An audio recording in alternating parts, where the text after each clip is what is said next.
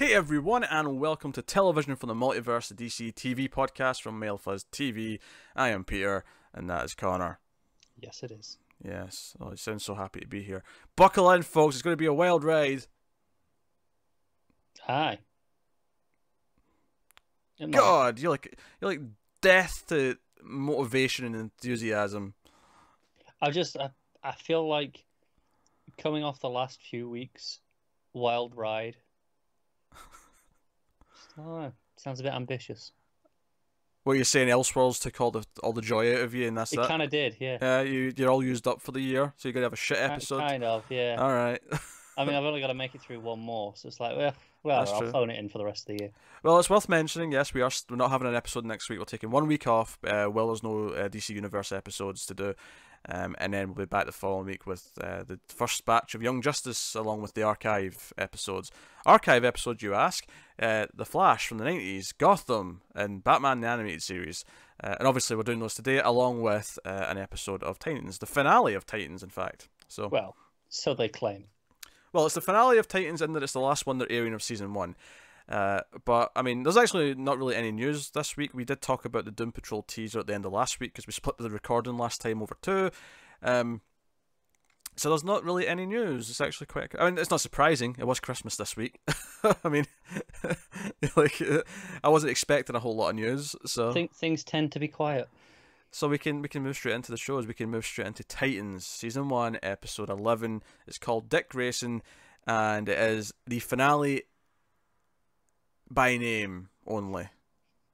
And yes. What do I mean by that? Because we know that there was at least another episode, if not two, that were cut or pushed to Season 2 or whatever, right?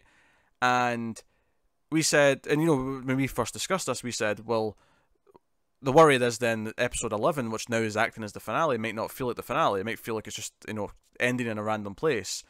And I kind of feel like that after watching it. It's maybe even worse than I expected.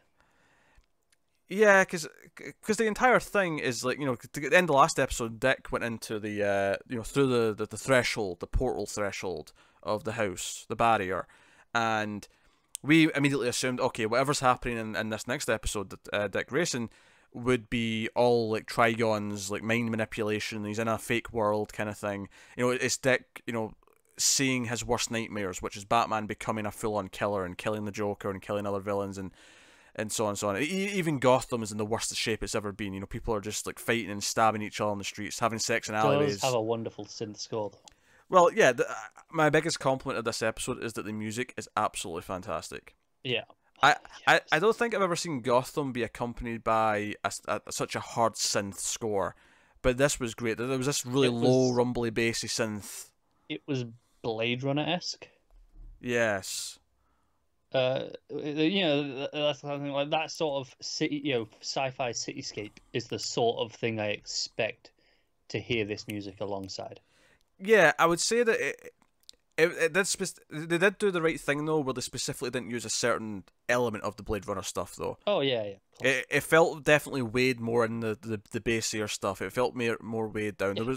There was none of that higher pitch synth. Really. No, it wasn't. I meant more in what it evokes rather than the actual tonal quality of it. But that felt great. Gotham felt good for Gotham City, so that is a compliment. I will definitely hand it to it. I do want to have a criticism about the episode. You were saying, this kind of doesn't function as the end of a season. Mm-hmm. I think even if there'd been an episode after this, I would have major issues with the idea that the second to last episode, the entire thing is just this dream world. It spends far too long on that for something that should be building up to the end of a season. I think the idea of an episode like this is fine, either earlier in the season, or just better written. I mean, I think my bigger problem is not conceptually what it is. I mean, I have a problem with it being the finale. Like I 100%, that should not be the last episode of the season. Because even at the end, when he finally, it comes into the real world and we see that, Dick, the entire thing is just basically to drive Dick to become a killer at the end of it, right? He kills Batman because of what Batman's doing. And, he has the Raven effect around his eyes where it's all dark and, the veins and all that. and Trigon claims that he made his own choice and he became this by his own thing. I don't really believe him. I'm pretty sure Trigon was poking him in the in the direction. Yeah. At the very least.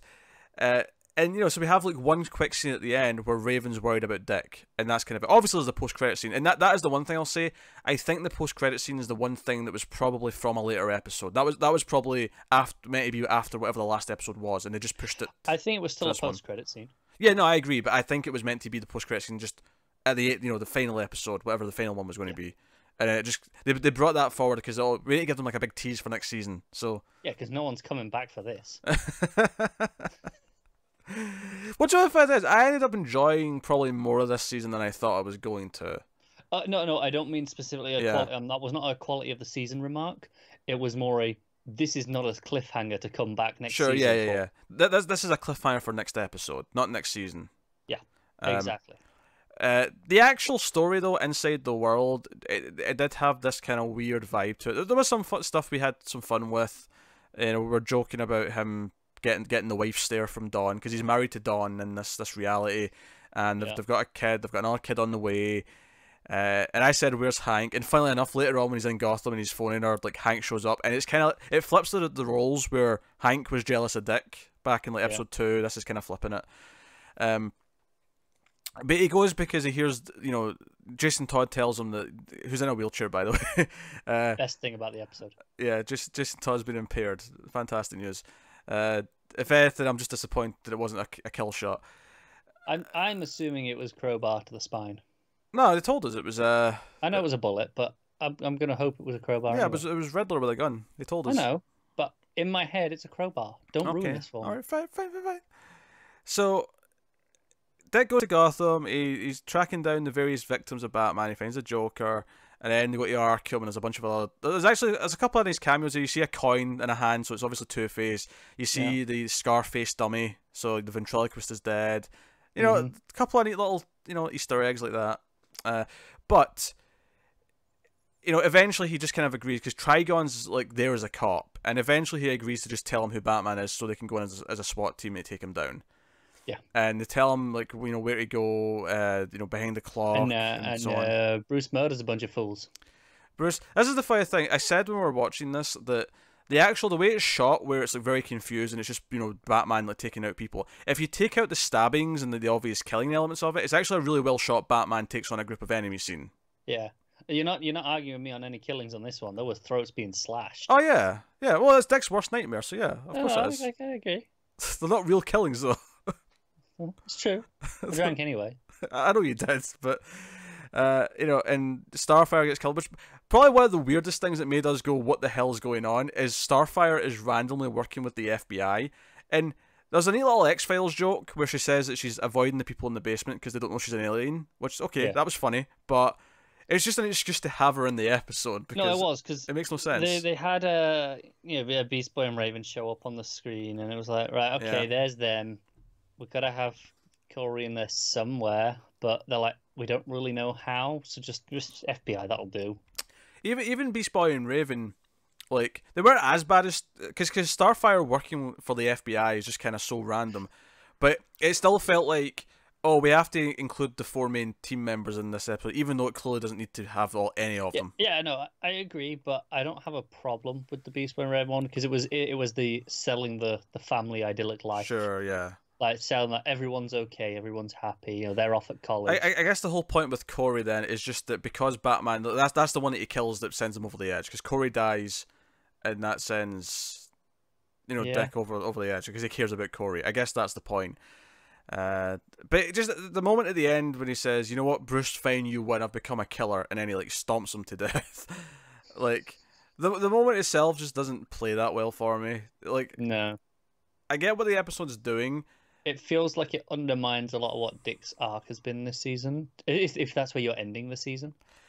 To a point, like I say, I'm assuming Trigon is poked him and manipulated him, and the whole point is that he'll eventually snap out of this because he will become his true Dick self. He will, but which is presumably next episode, right? Very possibly, yeah, maybe the end of the next episode. And obviously, him, you know, Trigon doing this to Dick is probably what's going to convince Raven that, oh, my dad's actually an evil asshole. I should probably be fighting against him. Yeah. You imagine? Not great. But yeah, yeah, it was a weak finale. It's not, like I said, I would have problems with this being the second to last episode, given how long it spends in the dream world of just that ultimately feels kind of pointless. Yeah, it has some enjoyable elements, and there's a lot of things that just feel off and weird, but it gets away with that because it's not real. yeah. I mean, I feel like more than anything, because the writing's a little bit sloppier in this episode, because it feels like it's just doing things so it can have the Easter. As much as I enjoyed seeing like the Scarface dummy and stuff like that, as much as I enjoyed seeing the bat signal, it kind of feels like this episode only exists so they can show all this stuff off, so we can do all these Batman references. Yeah, I also really didn't like that we didn't get a look at the bat suit. Like, if you're gonna do Batman, well, just show us Batman. It's kind of weird, like. They've obviously had a stuntman in the suit, right, like doing the scenes, because we see like the silhouette, we see him fighting here or there, but the thing, first of all, I thought that the ears looked kind of weird from behind. They were kind of bugging me, but the main thing here is that by the time it got to the end and they still weren't showing his, like, even like, his face in the suit, like, even just the bottom half of his face, it just kind of felt like you're intentionally avoiding this because you know that eventually you may actually cast someone. See, I get that. It was where they did. It felt like they'd done that digital shadow again to the whole front of the suit. I was like, you can show us what the logo on the suit looks like. What take you've gone with. You could have decided that without having. Yeah, they could have, but you get the feeling that they didn't want to decide yet, so they've just left it open so they can do it later. Yeah, and it kind of bugs me. So I think it's kind of a weird episode. It has some fun little things here or there. The music's fantastic. The music is the best it's been. Like, and it's been good a lot of the season. It has been good. But aside from that main theme. Yeah, aside from that opening main theme, the music was great this episode. So, the post-credit scene, which, Just before we get to the post-credit scene, still on the music, the end credits were different. They were darker. They were like, no, things have gotten bad. Yeah, and it was still recognizable, to what it normally is. There's motifs in there and stuff like that. But there's the bit that we like that usually kicks in, and it's like, it's there, and I don't like this version. Okay. Let's say. You're just complaining that the credits music's not as good as usual. Okay. I am. I mean, just while we're saying all the other music is on top form. So no, the post-credit scene, and I actually kind of had this spoiled for me. I knew what it was going to be teasing. Yeah, me too. But that was okay. So we see Project Cadmus, and that this is often linked to the origin of Superboy, Yes. the more modern version of Superboy, and I'll tell you what I liked about this scene actually. Obviously, in this show, everyone's a bit darker and people are killing. The fact that Superboy, when he first wakes up, is just a killing machine, I actually don't mind that. I actually think that kind of works. I've seen that before. Yeah. It kind of works for his character because he's always like an aggressive dick at the very least when he wakes up. At the best, yeah. But the idea, no, he's just blank. He's unprogrammed. He doesn't have a personality. It's just kill because that's all that's kind of engineered into him. Now, outside of one like visual effect thing that I'll complain about in a second, I actually really liked that they made this feel like the Terminator. He felt like Arnold walking about at the start of the first Terminator movie because he's like butt-ass naked and he's walking around just strangling assholes, and it feels kind of intimidating. It feels like, no, he's the Terminator right now, and I just kind of like that. I like that feel to it. My one critique of it is that they did that digital thing to hide his dick. I'll say penis. There's too many dicks in this show. I can't use that word. Because there's several times when it feels like you should be able to see his crotch and you should be able to see his junk flapping about, and you don't. And we said this. I think the first time we noticed this was in the love scene between Hawk and Dove, right? And we said kind of thing with the bat suit. It feels like they've added artificial shadow just to that area so that we don't see it. And it felt really distracting. It feels really against the point. In the idea that you're telling me this is a mature show, right? And that this is clearly, for adults, given everything else in the show. It's fine to just have it there. Yeah. We're not going to be offended by it. Yeah, because I don't think they did it to his face, because I think his face was just properly lit so you could never see it. Yeah. Or cut off, because it was over the top of the shot, right? Yeah. But they did this digital thing to hide his junk, and it's just distracting because it sticks out as phony. It's not that I want to see his dick, it's that the fakeness of the area makes it stick out as being wrong. It's like, if you what's had some recently, like Game of Thrones. I think there was someone Mm, maybe Altered Carbon at one point. And it's just like, no. If it's there, if it should be there because that's what the shot is, yeah. just leave it. It's fine, right? Yeah. It's an adult show. It's not gonna be the end No, of the but world. honestly, if you don't want to show it, then fine. Just film them from behind. Never. Yeah, if that's what Yeah. you're gonna do that shot, Yeah. it's fine. Just make a choice. It's just distract them, and you do the shot where you should see it, and then you digitally mess it up. And I'm not saying you can't do it in some ways. I know Mulholland Drive has some digital kind of thing, but it did that like it was like a stained glass like shower door, right? They just made it more stained, and it was Yeah, like that works. That's not distracting because it just looks naturally what it should do. yeah. The fact that it's different from what it was originally is I like think whatever. the Batman one is a different complaint entirely, but for the nudity, I think it has two weird effects of actually taking away from the scene in both cases. With Hawk and Dove, it was just this really intimate moment, and Yeah. it was actually quite a good moment. And then I'm distracted by this. It's like they're trying to hide. It's like no, we can't show this being real. It kind of takes away from that. And again, And I would say, just don't shoot it where we should see it. Then shoot it in right, a way that naturally hides it, rather right, than this absolutely. digital And thing. here, it's this character doesn't care. He's not thinking anything. He's walking around Yeah, snapping these dudes' necks, and he's not going, "Oh, they're gonna see me." this character probably doesn't even know what that's for yet. This character doesn't even speak English yet. Right. So the idea of them going, "We can't have people see that," Yeah, feels weird. It genuinely distracts from the scene as well. Like rather than the yeah, Batman one is just no, they haven't decided. Fine, whatever. I don't like it. It feels awkward, but it's different to but this. yeah, but no. Otherwise, I like the mood and tone of it because it felt like he was a Terminator. Yeah. That's what it felt like. And of course, the final little tease is that there's also a dog with the heat vision eyes, which of course Little bit of crypto. you'd assume this is crypto because that's typically who we're talking about when we're talking about super dogs. So, Yeah. and it's going to be crypto like this vicious animal. I'm imagining crypto. In this case, I feel like it'll play it like Ulf in Young Justice. Okay, all right, yeah, I can see it. That's how you play it, but it's crypto. Yeah, I can't lie. I was thinking of Young Justice during this scene because it felt like a really dark version of that opening Young Justice episode Yeah. with him waking up. Yeah, Yeah. but no, I like the post credit scene for the most part though. Yeah, I've got little to.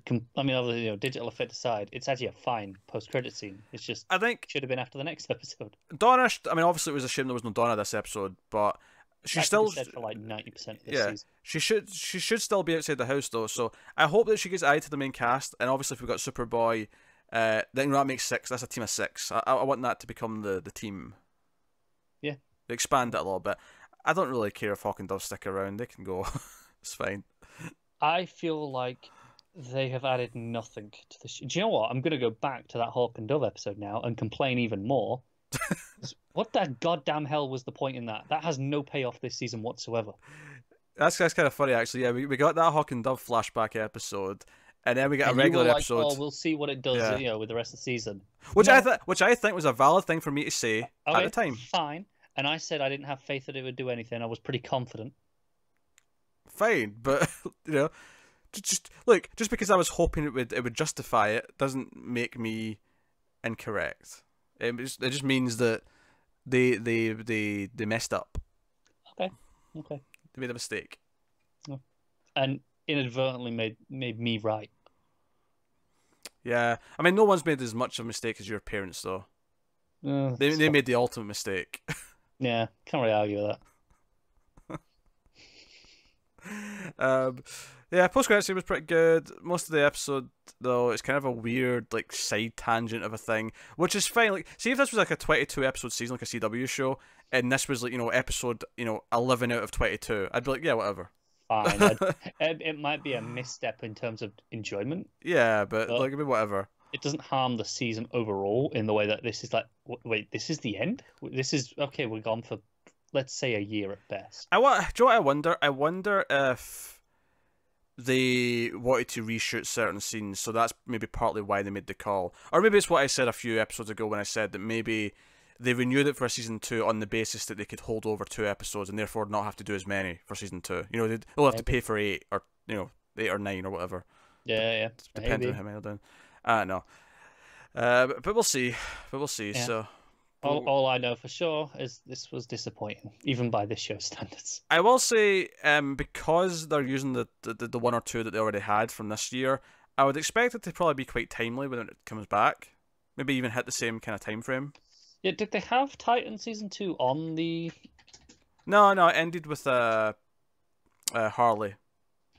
Harley and Stargirl were the last two. I think. Oh, did it definitely? Okay, Yeah. fair. Yeah, you're right. But that would run. See, that already takes us later than this. So it'll be later than what we started this year, no matter what. Well, you say that, but the dates that got leaked that were rumored were all a bit earlier than that graph. Were they not? I thought they were. Doom Patrol's right in the middle of February by the look of it. Okay, Swamp Thing is start of June.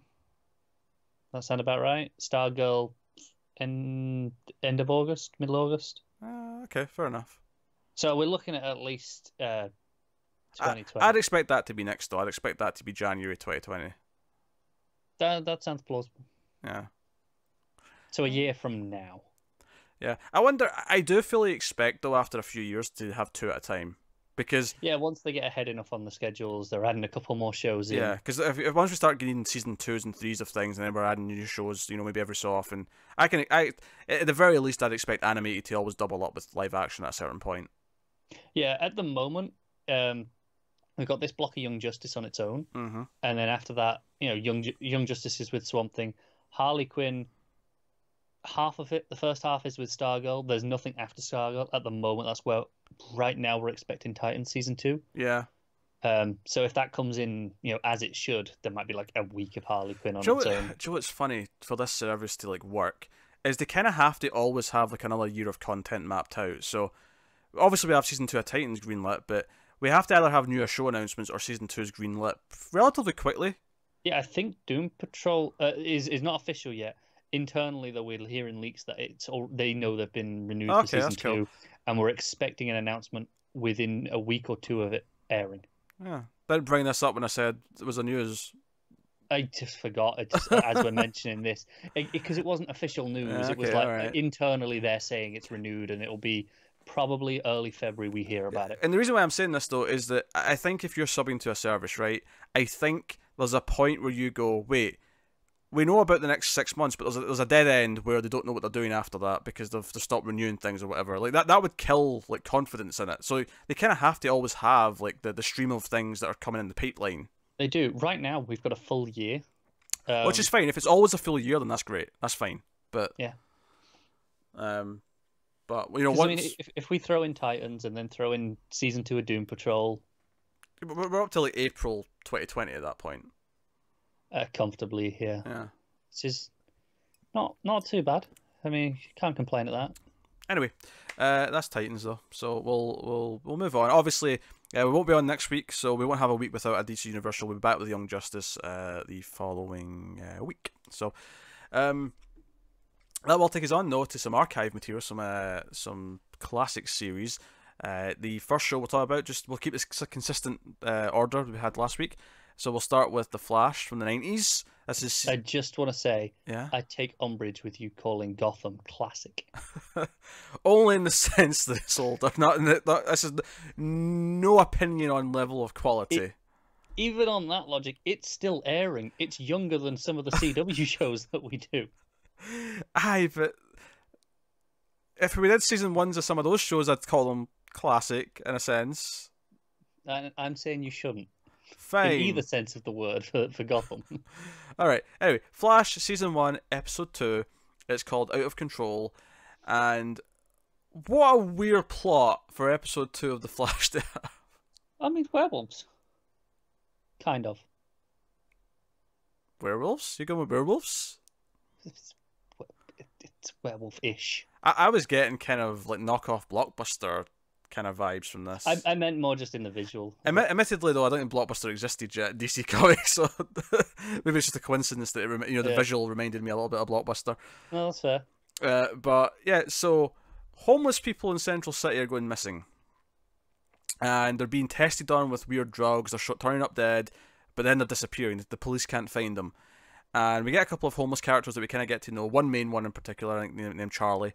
Yep. And it turns out that's an old friend of Barry's from school. I say friend, acquaintance is maybe the better term, but Barry wants to help him now, so once he gets involved in the case, he tries to get him a job at Star Labs as a security guard. And yeah, that's kind of up. So here's the thing. Obviously, 90s TV is from a different era, right? The 90s specifically, naturally. By its nature. Yeah. Is it just me, or like obviously we sometimes will joke about how predictable the CW shows can be.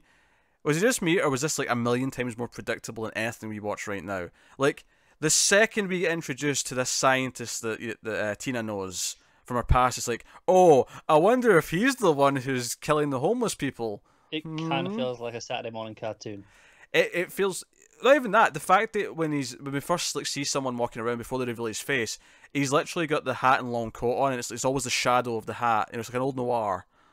It is. No, you're right. Instead of being something from the, I mean, I guess what I'm saying here is TV from the 90s is still where movies were in the 50s. I'd say 40s, but yeah, sure. I mean, fine. I'd go whatever, 40s. take your pick, but in a way, it's yeah. far behind. Yeah, it's kind of weird. I'm not going to say I disliked the episode. I will say I'm finding both Barry and Tina to be a little unlikable at points. Yeah. There's a scene. So Barry shows up late, and which is fine because that's Barry's thing. He shows up late. That's the joke. To this conference that this guy's giving a speech at, doing a seminar, and he shows up late and whatever. Afterwards, Tina introduces him to this guy who wasn't an ex-boyfriend. He was kind of around when she met her husband, but he was kind of into her. It was kind of a love triangle in the past, sort of idea. And this guy, he doesn't really say anything bad. I mean, he's maybe slightly arrogant when he kind of says, "Oh, I won't talk about that because most people won't understand it." But everything from all three characters in this scene made me not like any of them from this point on, because Barry's kind of a dick and goes out of his way. Really petty. Yeah, he's really, really petty. And then I thought it was weird that he doesn't even stand a chance. Because we see when the guy started like talking about, oh, have you heard of this theory from this dude and this, blah, blah. And then Barry starts saying, no, I've always went more with this theory. And he starts talking about these other names. And I thought, oh yeah, it makes sense that Barry would know enough about some of this stuff because of the work that he's in, right? But then it turns out he's used like TV like lawyers or something as a joke. And it was just meant to be funny. And I went, oh, Barry's more of an idiot than he's supposed to be, I think. Yeah. I don't know, it came off as a bit petty. But then Tina was coming off as really annoying because she kept being very abrasive and,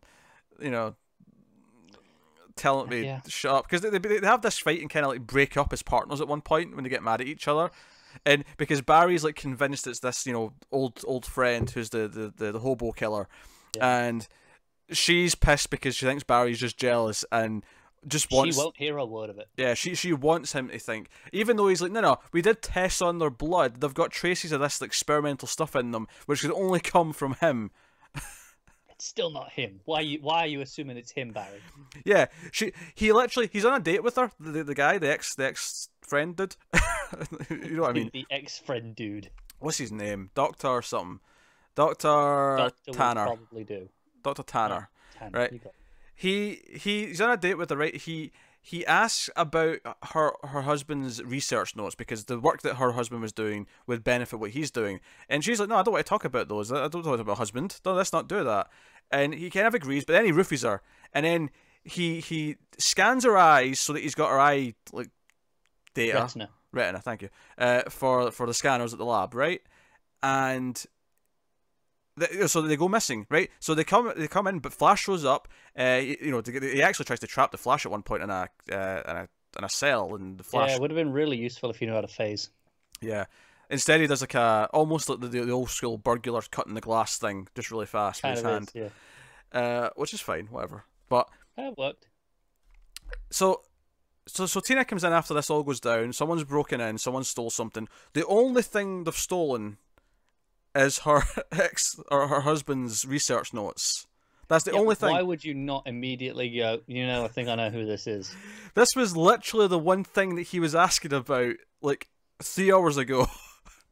And then you woke up in bed not knowing what happened. It's just... everyone came off as just a little bit unlikable in this.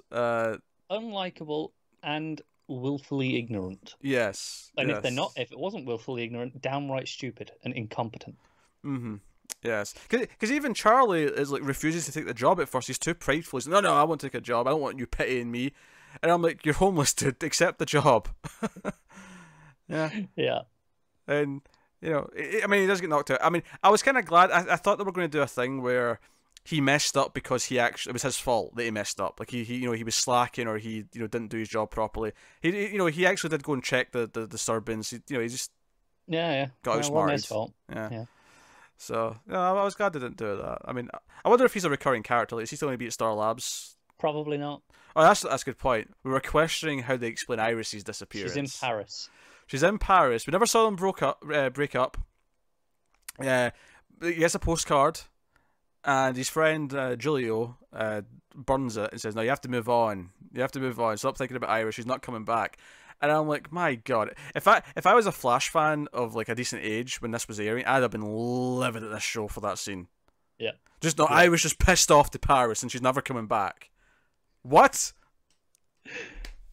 Yeah, we don't need no Iris. This is somehow worse than what they did to Laurel, or I should say Dinah, on Arrow. I mean, at least she still existed in some form. Well, that's true. That's true. They butchered what she should be like and act like and feel like, but they at least tried to have her there. Iris went, "Do you know what? Forget it." They were ashamed of her most used name. Yeah. She was there. Like, automatically that's one up on this. Oh dear. Oh God. There's a whole thing actually where a lot of the homeless guys come with the local priest to try and get the police to intervene, and one of them like grabs a cop's gun. There's a whole standoff moment where the Flash has to speed in and like grab the gun to like defuse it, but it was it was a thing. So this is the funny thing. We haven't even got to the part where eventually, when they figure out that it is him and the Flash is trying to come after him, he injects himself. Yeah, the Doctor injects himself with what he thinks he's solved this formula to make him better, to make him like superhuman, and he kind of like gets bulky and ugly and kind of just deformed looking, but he gets strong as well when this happens. And Flash kind of chases after him and wraps him in a steel fence, and that's kind of it. Yeah. Do you know what I thought was weird? Where Tina's tied up around the chair. Yes. And so, Barry runs around to untie it. He goes in circles. Mm-hmm. And the Doctor just kind of swipes out and just grabs him in mid-run. And it's like, right, got you by the throat. That was easy. Yeah, that feel really easy. I guess we could explain that as he's not good yet at his speed. He's still learning. Okay, fine. I'll take it. Hey, come on. The Flash in this is nowhere near as fast as the Flash in the modern show is supposed to be. No, but fast enough, you'd have thought. This guy is just really smart. He was mapping the trajectory. All right, I'm fine. And threw his hand out at the right time. I'll let it go. Ah, dear. You got lucky. Right, that's my final. Sure. My final thing. You got lucky. Oh dear. I mean, as far was it good? Not really. No. Was it better than some other stuff we watched this week? Yes. It wasn't terrible. It's still got that Goofy's 90s thing going for it. This was the first one with the full opening titles, of course. Yeah, they're nice. Okay. I mean, it's a nice theme. It's a standard, 90s shot. I mean, I think the theme's okay. I don't think it fits the Flash at all, though. That's fair. Yeah.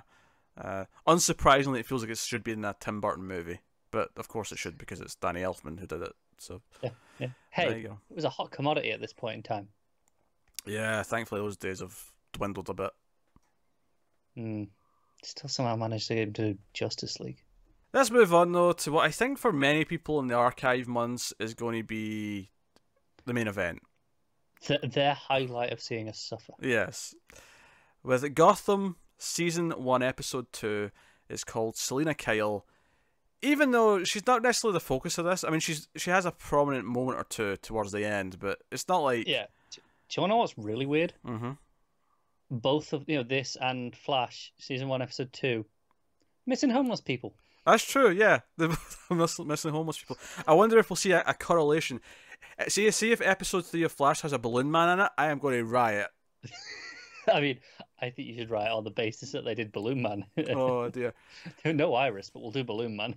So where do we even begin? So yeah, so there's a weird. I remember seeing, because I saw the first few, of course, back when I'd forgotten about it, but as I was watching this right at the start, yeah, this weird middle-aged couple in an ice cream truck, and the woman's the mum from the first Conjuring, I believe. Like that, I know that actress. All right, I know I recognize it. Yeah, and they're injecting homeless children and kidnapping them, and this leads to, like, the body that's found, and then Gordon gets involved, and they try and, like, talk to the kid and find out about stuff, and no one, Bullock doesn't want to do anything. He's like, nah, it's fine, I'll beat him up. Honestly, my favourite scene of the episode, which I think was genuinely good. Oh. Right? Because we keep saying the best thing of this show is probably Bullock and his relationship with Gordon to a point, right? Yeah. That's some of those moments they do kind of nail. It's later on when they've got the other guy and they're trying to find, like, because it's after the kids all get kidnapped again, right? We'll get into why that happened, but they all get kidnapped again, and Bullock is, like, hitting the guy with the phone book in the cell, and Gordon's just standing there, and for a second you're like, wait, why is Gordon okay with this? And then Bullock just says, hey, see this guy? He doesn't like me beating up perps, but he's making an exception for you. I wonder why that is. And it's like, okay, that was good because it tells us just how severe this is right now, how much this is pissing off Gordon, that he's willing to let Bullock do his thing. No, I will actually piggyback onto this with the other good scene was the two of them earlier on where Bullock was like, hey, I'm going to beat you up. Yeah, and Gordon's like, no, that's illegal. What the hell? Yeah. And then, but after the kid's gone, Bullock's like, I wasn't really going to hit him. You just got to play along. Yeah, that stuff's okay.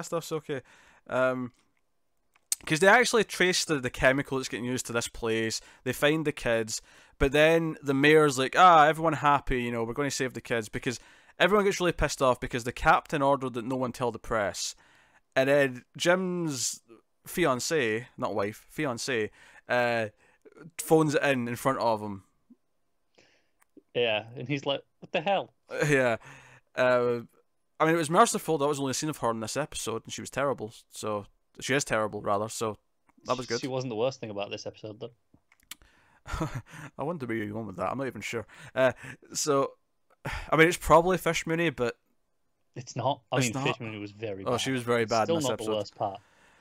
Interesting. I'm curious. Anyway, so they get the kids, and then the mayor makes a big song and dance, but thanks to these brave officers, blah, blah, blah, blah.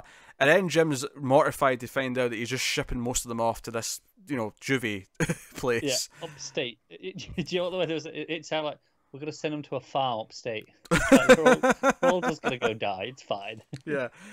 So he's pissed, and then the bus taking them turns out that it's actually the villains who are commandeering the bus. They're pretending to be the employees, and Selina recognizes them. Selina wants to run, and she doesn't get away. She's been dying to talk to Gordon because she doesn't want to go to juvie, but she ends up having this really violent scene later where she claws a guy's eyes out, and I will admit I did laugh a little bit when the guy, because it's a henchman who's pleading for help, and the bad chick's like, yeah, I'll get help, and then she just shoots him in the head. But she's just like, it's just a scratch, you'll be fine. Yeah, but the gun doesn't fire at first. She has to sort of cock it or whatever, and she's like, oh, don't worry, I'm just getting something, and then he's like just waiting patiently in pain, and then she shoots him in the head. I thought that was kind of funny. I'm not gonna lie. It was. Why was Selina Kyle scratching out a man's eyes? Oh, that's a good question. Also, the cliffhanger of episode 2 being her saying, I know who really shot the Waynes. And then Gordon's like, what? And it's like, dun, dun, dun. Also, the other thing I hate about this, why are we calling a cat? Oh, yeah, that pisses me off. I mean, this was as bad with the Ivy thing. Yeah. That was pretty egregious too, but what? She doesn't have to be called. She's got a name. Do you know what it is, right? That's what it feels like to me. It's a show that naturally will be full of Easter eggs and references for fans of the comics, fans of Batman who will spot all these things. But here's the thing: fans of Batman, fans of the comics, or even just fans of Batman in general, will get the references because they'll know that Selina Kyle is Catwoman. They'll know that Pamela Isley's Poison Ivy. They'll know who these people are. Whereas what they've done is they've dumbed it down to point out and go Ivy, Cat, You know, that's what they've done. Actually is. They've dumbed it down to make it 100%. Just in case you didn't get the reference, this is who this person is. And it feels so forced and unnatural to me. But it stops being a reference at that point. Yeah, it starts being we've paused the episode so the director can walk on screen and tell you about it. Hey, this was a reference to... Does this stick? Do we call her Cat for the entire show? Oh. I know, like, some people don't like it in the current comic run that, Tom King has Batman, it's Bat and Cat. I don't mind it in that, because they're both, they've been Batman and Catwoman for a long time at that point. Some people don't even like it there, like, in context of that. This is just, she goes by Cat for some reason, I guess because she likes cats. I don't actually know why. So yeah, the cliffhanger feels... Because obviously we're not going to solve the murder next episode, so this feels like a bullshit cliffhanger. Obviously. But she's like, doing this to get out going to juvie, so he'll probably accommodate that. Male tangent, so... While we're still on her... Yes. She was talking to the other cop at the end, they're back in the station, and she's like, I'm not going back up there, just put me back on the streets, it's fine. Oh, is this where she threatens to do something? Yeah. What the hell? She's like, she goes, if you don't go get Gordon right now, I'm going to say you touched me.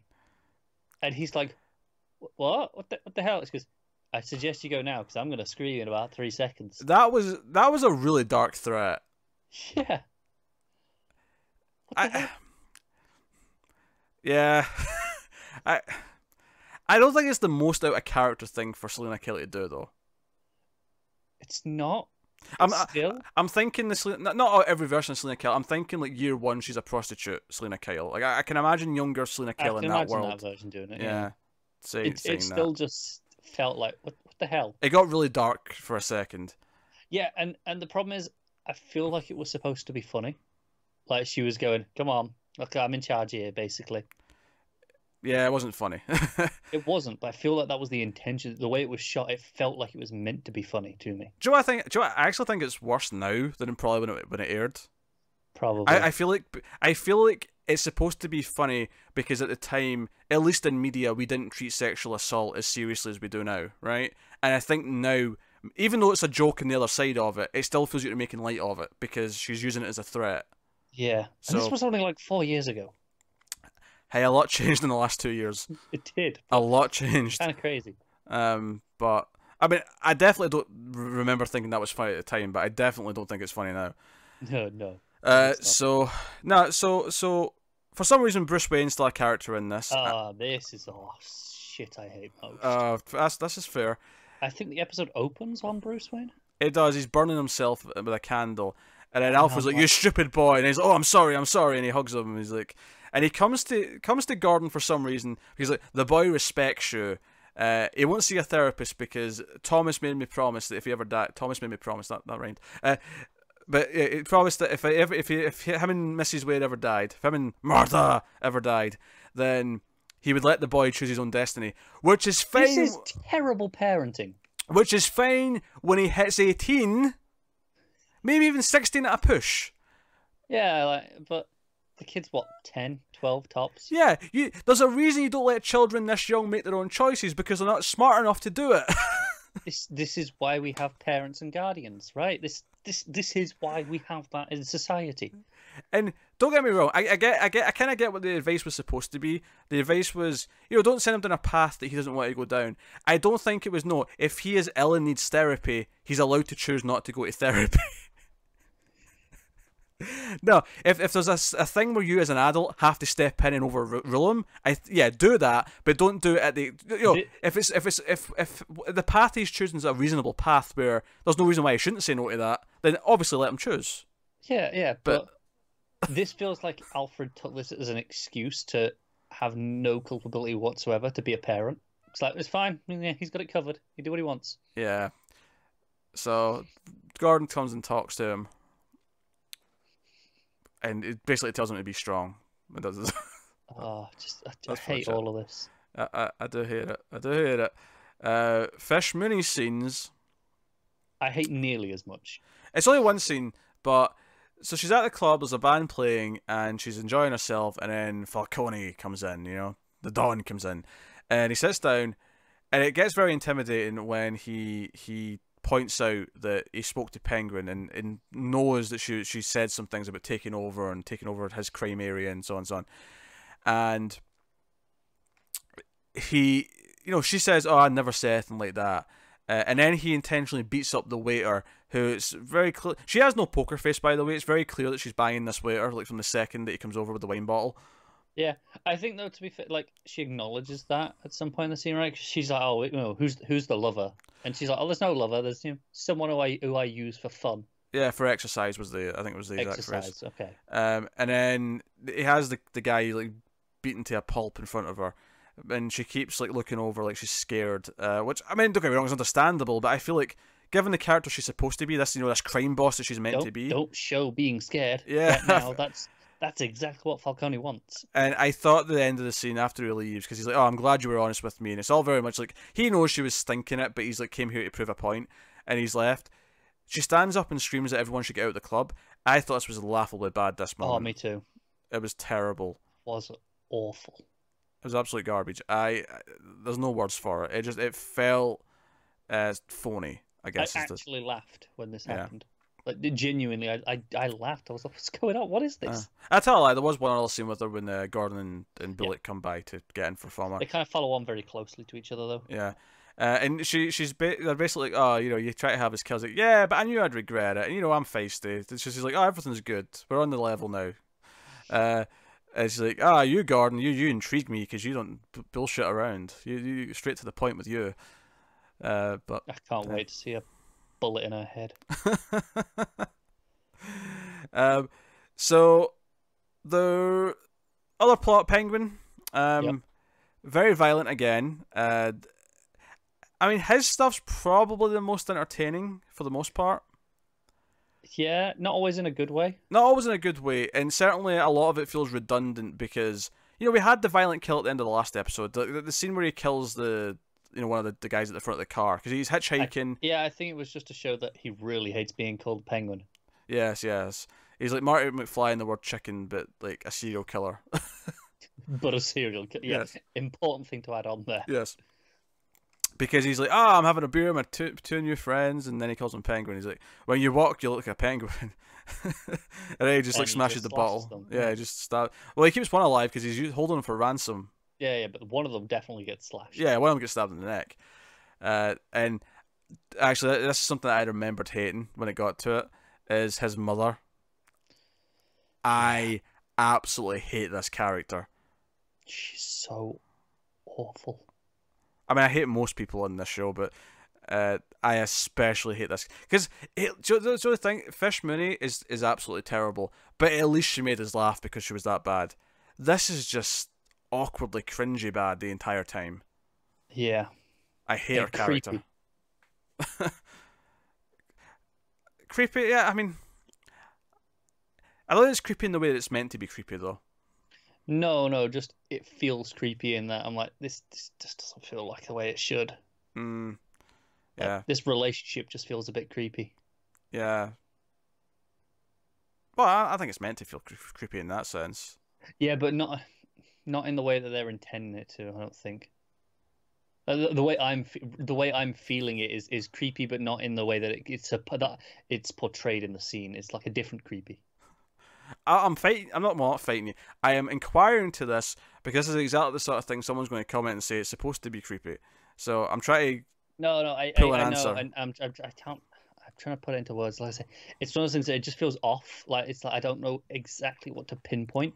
I understand what they're aiming for, but I'm not getting that. I'm getting it. It just is a different angle to it that is related to where they're going. I like it, but it's just not there. Yeah, I mean, Toya and our partner, Chris, are looking into it because they want to find him. Because he was their informant, of course. So, that was the episode. God, I hate everyone who voted to make us do Gotham. all of you rot in hell. This was a bad episode. The main plot was bad. There was a couple of funny moments, but they weren't intentionally funny. Like I said, there was one couple of good Bullock Gordon moments, and that was pretty much it. That is not enough to get me through a show. It is. No, it's not. It's not. Yeah. And they're planning on reopening Arkham. Yes, yeah, that was something that was brought because it's been shut for a long time. Yeah. Joe, it begs the question: why didn't we put this after Titans drunk? Because we finished Titans drunk at like 6 in the morning. No, but in general, we've never discussed it. We've never said, "Oh, that should go after the other thing." It's weird that you never thought of that. Do you know the worst part is? I feel like we suggested this last week on air. I was like, we should probably just watch this together. I think we did suggest that, and then we just forgot. Yeah. All right, Balloon Man. Oh, I'm gonna need the drink for Balloon Man. Balloon Man. In 2 weeks' time, when we watch that, we will watch that together, and Connor will get drunk. That's the plan. This is bad enough to get drunk for. It is. It definitely is. Yeah, that's Selina Kyle as an episode. No, so I mean, I know Fish Mooney doesn't make it out this season that much, outside of a couple of guest appearances maybe. So I can't wait till she's gone. I can't wait until. What do you mean guest appearances? I wanted a bullet in her head. It may not be a bullet in the head. It better be. I mean, I will accept other forms of death, but it must be permanent. I'm pretty sure I read stories at some point when they announced, "Oh, she's coming back for an episode" or something like that. Oh, fuck's sake. That one bit of satisfaction was all that was getting me through this. Knowing this show though, after 2 episodes, I bet that it'll feel permanent until she comes back and they'll explain it somehow. She was decapitated. Oh no, let's explain that. Yeah, probably.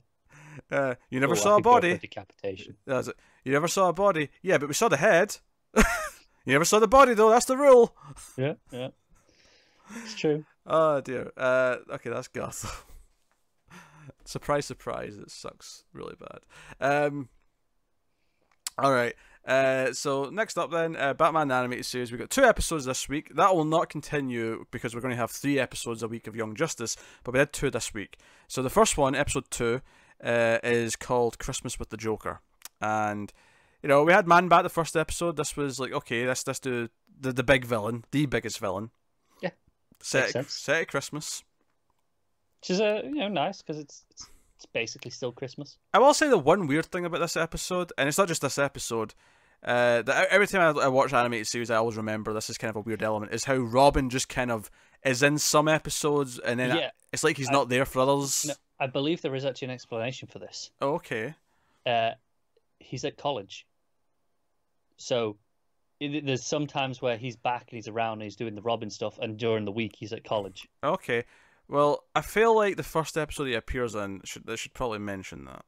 No, I agree. I think it gets mentioned at some point, but I believe that is the explanation.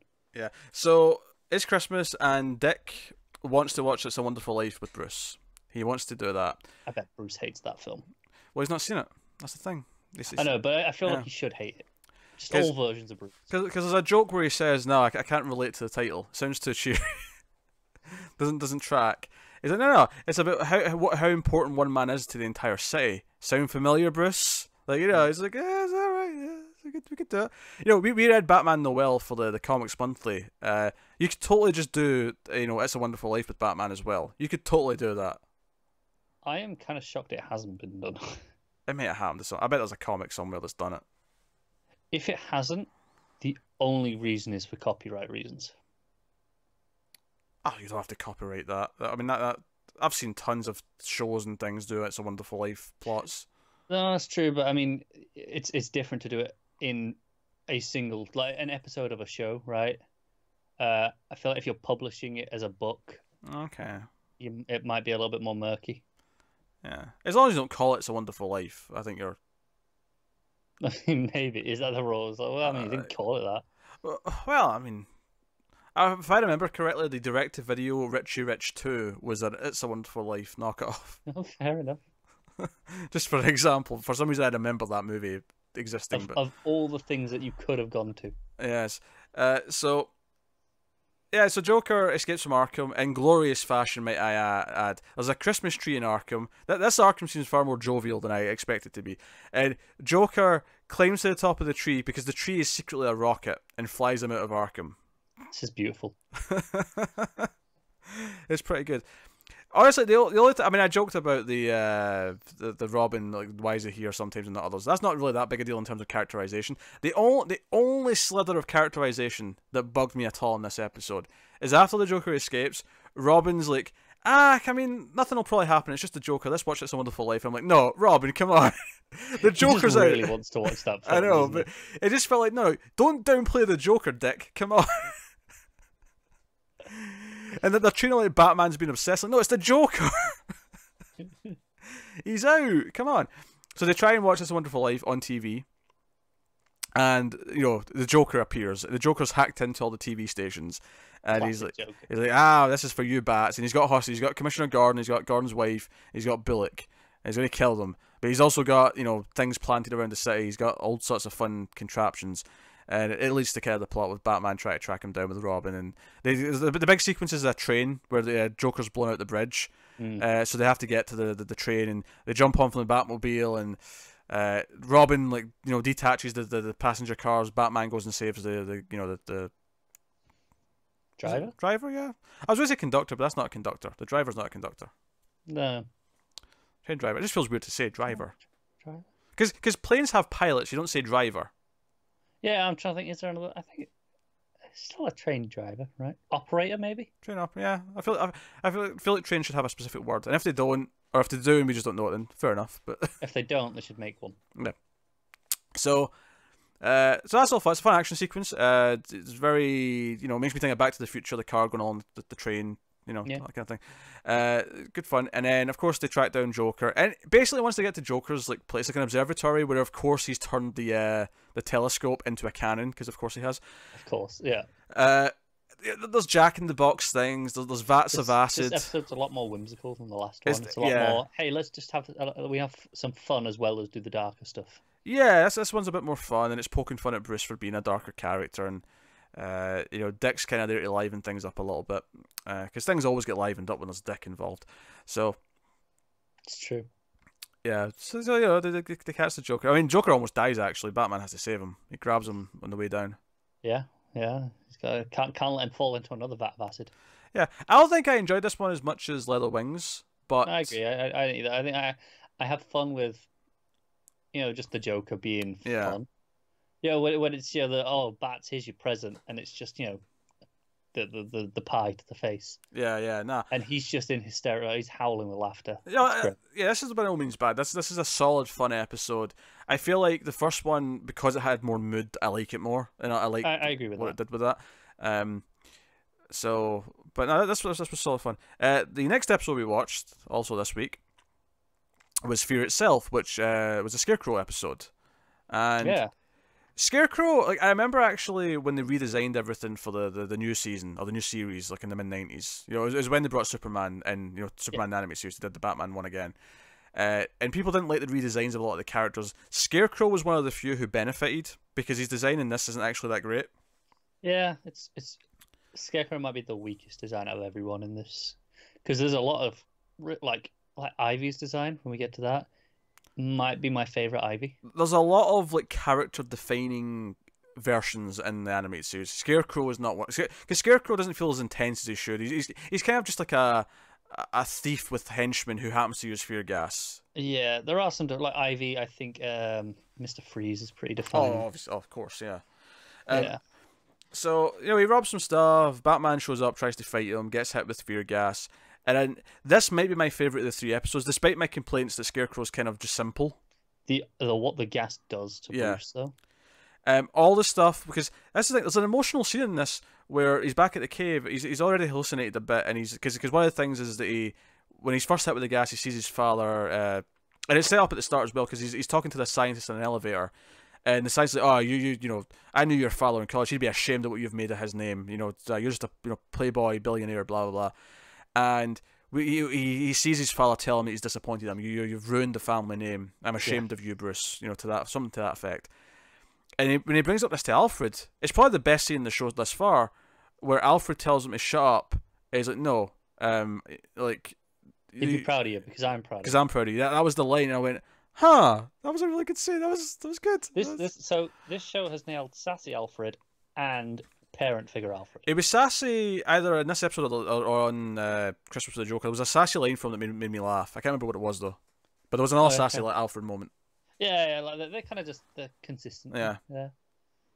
I think it's when he's hanging up the cape in this one. He drops a sassy line. There's someone trying to scare people in the city or something like that. That's new. What will they think of next? As he's hanging up the cowl. Yeah. There was just a bit of sassiness, but no, I thought that was a really emotional little scene. It was like, no, man, they're actually nailing multiple facets of these characters. I think, I did watch this in full in my early 20s, I think, but it's been a while since then, unfortunately. I'm 29 now, but yeah, screw you. I think I've even I'd forgotten again how I think you expect, okay, it's good, it'll have the good animation, it has the good villains, but it's probably going to be quite simple, and it is in some ways. But I never remembered it having moments like that, where it was like, no, this is Alfred reassuring Bruce that he's proud of him as a father figure. It's things like this that confirm why this is regarded as maybe the best adaptation of Batman. It's why it holds up. There's elements that definitely hold up. And that's great. So obviously he's trying to catch Scarecrow, and Scarecrow tries to gas this auction, or whatever it is, a museum, I think, fundraiser, one of these things. And he's gassing people. And this episode even plays with the classic thing where, eventually Scarecrow gets hit with the gas himself, and we see what he sees Batman as being. It's kind of terrifying. And it's fantastic. And I'm like, man, I don't remember that this show did that. That's cool. So that's really effective. I also like because they gas it because they have a blimp, because of course they do. And Batman runs up and jumps out of the blimp, and he's hanging off of it. I like how the henchmen are like, well, okay, well, what's going on with Batman? And Scarecrow says there's a specific word he uses. I can't remember what it was. He has to explain it to the henchmen, and they're like, well, if he's dead, what's climbing up the side of the blimp? I think it was annihilated, and I think the exact line was like, well, who's that then? And Scarecrow told us, impossible. It's kind of hammy, but not too bad. Because the other scene I really like is when he's hanging off the edge of the blimp and he starts hallucinating again, and he sees the giant, demon face kind of thing. And we get the infamous classic line now. That's right, yeah. When he's basically fighting his own fears and says, no, I'm not a disappointment. I am vengeance. And see when he said I am vengeance, like, he's going to say I am the night. He's going to say it. It's like, I am the night. And he's like, he's going to say it. I'm Batman. And I'm like, okay, that was good. Yeah. And I feel like this is my favourite of the three so far, because it has some of the best emotional beats. It has some good action sequences. And this moment is you can almost take these first three, not that they flow as one episode by any means, there's three separate episodes. But as the different facets of what the show is. Yeah, over the course of the three, it gives you the complete introduction to the show. It's a bit of Robin, a bit of the whimsical Joker stuff, a bit of the darker mood stuff from All Them Leather Wings, the emotional and the defining because even the final scene of this, where Batman's at the grave of his parents, Thomas and Martha, and he walks away sad, and the shadow is the Batman.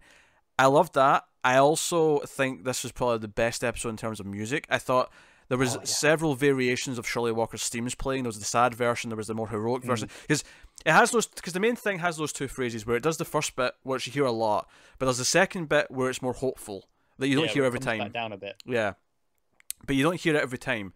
And when it happened a couple of times in this episode, when he's climbing the blimp and stuff like that, or whatever. And it's like, oh yeah, I'm really into this. Batman, damn it. Goddamn Batman. No, you're right. In terms of the three episodes, because the first one did the detective side of things as well. Yeah.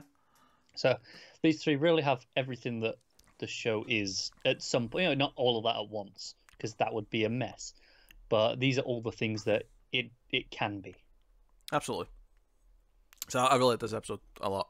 It was good. Yeah. Really great stuff.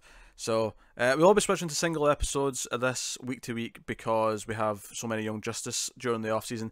With the exception if there happens to be a two-parter, we'll put both of those on the same week. Yeah. We'll just suck it up. We'll just suck it up and do it, because I don't want to split up a two-parter. I'd rather just do it as one. Yeah. But that is Batman the Animated Series. Obviously, that was the best thing we watched this week, was the Batman the Animated Series. Kind of goes without saying.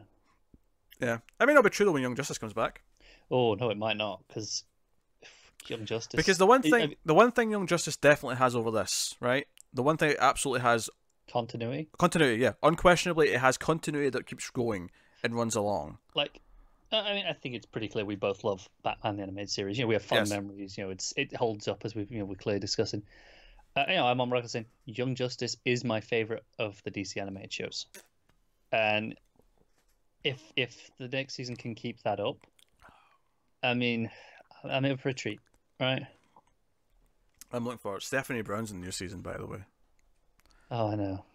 We're going to be down like Stephanie Brown. I believe because all the teasers and stuff they hadn't been showing Aqualad at all. Yeah. And they finally told us this week about his new role. And I believe he's finally taken over as Aquaman. Oh, okay. That's interesting. That's cool. I'm really excited for Young Justice. What do you want me to say? I think in honor of Stephanie Brown being involved, I'm going to have some waffles before I watch the first episodes. Yeah. Because she is the waffle queen after all. She is. So no. Super exciting. But yeah, so we're taking a week off next week, and we'll be back the following week with the first 3 Young Justice, which will actually be at the top of the show because they're the new thing. We're so used to doing animated stuff at the end, but they're the priority. Yeah, and then obviously we'll have another Flash, another Gotham, and another Batman the animated series, which I'm looking forward to. Yeah. Batman the animated series, not all too so much, but in terms of runtime, I'm looking forward to half of the next episode. Wait, what? What? I mean, in terms of runtime, what we're watching. Oh, sure, yes. I'm looking forward to half of it. All right, yeah, because 4 animated shows is equal to 2 live action shows. Sure, yeah, exactly. Okay. All right, okay, I see what you're saying. I thought you were saying you were excited for half of Gotham, like you knew there was going to be some good stuff in it. I mean, I'm not gonna lie. I may be excited to drunk watch Balloon Man. Oh dear, but that is pretty much the show. Let's tell you about some things that are happening. Let's tell you some things that are going on. So just this week we did the first ever, or I specifically did the first ever live thing on the YouTube channel, which a good few of you showed up for. We actually spent a long time talking about Supergirl specifically in terms of DC TV, but that's open to anything that we talk about on the channel and any of our shows. But that was good fun, and that'll be happening again on Wednesday at the same time, which is 8 UK, 3 Eastern, and 1 Pacific. So that's happening on Wednesday. It'll probably shift to on Monday the week after. The reason why it's on Wednesday right now is because Monday's New Year's Eve. So stands to reason people will be busy. Tends to do things that day. Pretty much, well, that night, but point still stands. So yeah, do that again. So worth mentioning in case you want to check it out on the YouTube, and you can go back and watch the first one. That's the good thing as well, is that it's archived for anyone who wants to watch it. And who cares if you're at work at that time? Just jump on anyway. Your boss won't notice. Yeah, Connor showed up and was. I mean, he wasn't in the video. He showed up in the chat as he was building shelving. Yeah, I will not be able to show up in the next week because I am at work without access to a computer, unfortunately. That's not a desk job, is what you're saying. You don't have a computer sitting in front of you. Yes, yeah, I don't. So, but maybe the week after. We'll see. I don't know what I'm working the week after, but we'll see. So yeah, check that out if you're interested. And if you think that's a bad time for you, I'm open to doing like a second one in a week that's at a different time for people who have completely different schedules. Yeah, because right now that's middle of the day for Pacific time. So yeah, I have no problem doing like a late night version on all day in the week and having I mean, I expect some people will show up to both because some people will just be able to. But so for people who are at a completely different time zone who want to. Or even if the time zone, just a different schedule where it's just more convenient at that time. But so yeah, feel free to suggest and request. Other than that, obviously, Comics from the Multiverse is our DC Comics podcast, which I'm bringing up specifically because our annual episode's about to happen this week. This Saturday, instead of a regular episode where we talk about that week's books, because there was no DC books this week, it is our end of year awards where we're going to be giving out, our favourites of the year, picking our favourite artists, writers. It's always fun, and definitely check out this episode coming up because we got some news. There is an announcement that is coming on the new Comics from the Multiverse, and I mean, sure, we'll mention it in the next episode of this too. But by that point, it'll be a week and a half old. The news.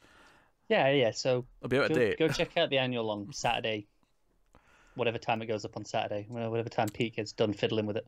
I wonder how many people watch this show who have no interest in the actual comic books. Like, who just watch because they like the TV shows. Probably, I mean, judging by the numbers of how many people watch the TV shows versus how many people read comics, realistically, probably quite a lot. I don't think it's a lot. I think it would be a lot under perfect, comparisons to the real world. I think because so many people probably find this because they're watching the other one, I think the percentage that read the comics is higher because of that. I think it's higher than the real world numbers would suggest, but I think there's a reasonable percentage of these fine folks. I'm just curious. Because I'm sure there's some people sitting going, well, I mean, that's cool and all, but I don't care about comic books, so I'm not listening to it, which is fine. I get it. Yeah, you can stick with this. That's cool. We're still here. Yeah, we're still here. So we'll take 1 week off, and we'll be back the following week with Young Justice and the other stuff. But of course, other than that, you can get us on the Twitters at DC Comics Podcast. You can like and subscribe. Those things support us, as obviously does going to patreon.com/MailedFuzzTV. You can support us over there for as little as $1 per month, and it helps. It keeps the lights on. It helps. Well, just keep us going, basically, to keep content coming, so we have time to do it, pretty much. Yeah, it helps. It's a thing. So you could do that. And actually, funnily enough, not to get too shilling here, but if you don't want to subscribe to Patreon, but you want to make a one-time donation, you can actually do that when we're live, because the super chat is a thing. You can do a one-time thing if you wanted to, because I know some people don't want to commit to spending money every month. Yeah, although if you do want to just go to Patreon, add 1 month and then cancel, that's still appreciated. So you can go and check out Patreon and everything else. But that is us. So thank you once again for watching or listening. We appreciate it always. Keep watching DC TV and superheroes and all that kind of shite. Well, that was really Scottish. All that kind of shite. That's it. Just end the year in that. Who cares? Always remember, guys, that sometimes we screw things up for the better.